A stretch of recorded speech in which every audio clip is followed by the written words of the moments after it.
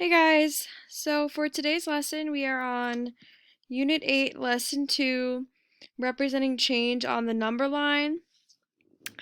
We've used number lines in the past to see what happens when we add and subtract.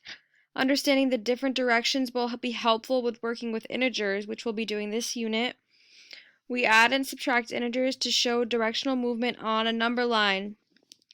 So for example 1, we're going to use the number line to solve the equation.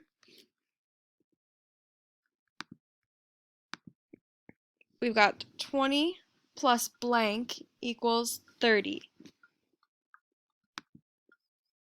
Looking at the number line, we have a 20 here and a 30 all the way down here.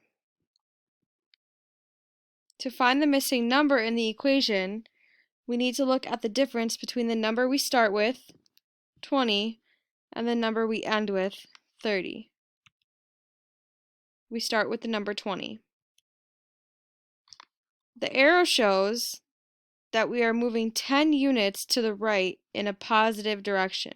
1, 2, 3, 4, 5, 6, 7, 8, 9, 10 in a positive direction. So that means that 20 plus 10 equals 30. We're going to look at another example problem. 40 minus something equals 35. Again, we're going to use a number line to find the missing number. We start with the number 40 this time, and we want to end up at 35. We move 1, 2, 3, 4, 5 places to the left, so the difference is 5. The equation is 40 minus 5 equals 35. Here's another problem.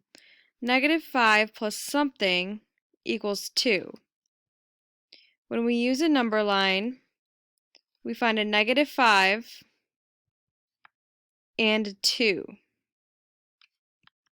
To get from a negative 5 to 2, we move 7 places to the right. 1, 2, 3, 4, 5, 6, 7.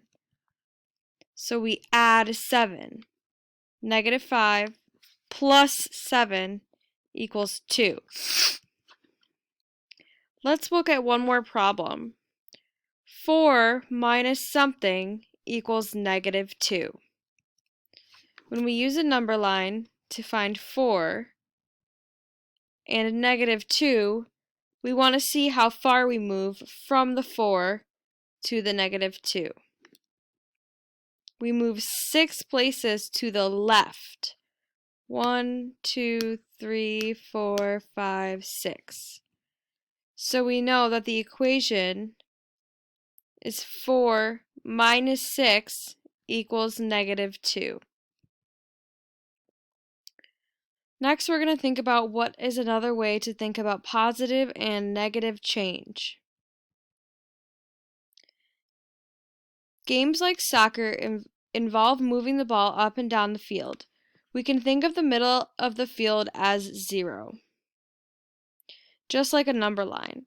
In this example, the Wizards are trying to get the ball into the rival's goal, which is here. The first kick moves the ball back 5 yards, or negative 5, because they're on the left side of the 0. On the second kick, the ball moves back another 25 yards, bringing us to a negative 30. With the third kick, the Wizards move the ball 10 yards forward. This is like adding 10. So we went from negative 30 to negative 20, so we grew 10. The fourth kick moves the ball forward 30 yards across the 0 line. 10, 20, 30 yards, positive. So now we're at a positive 10. On the fifth kick, the Wizards move the ball another 15 yards forward. The result is that the Wizards have moved the ball forward a total of 25 yards after 5 kicks. That's it for today's lesson, guys. Your homework is going to be the assigned VMath. Let me know if you have any questions or need any help or clarification on this, guys. Thanks.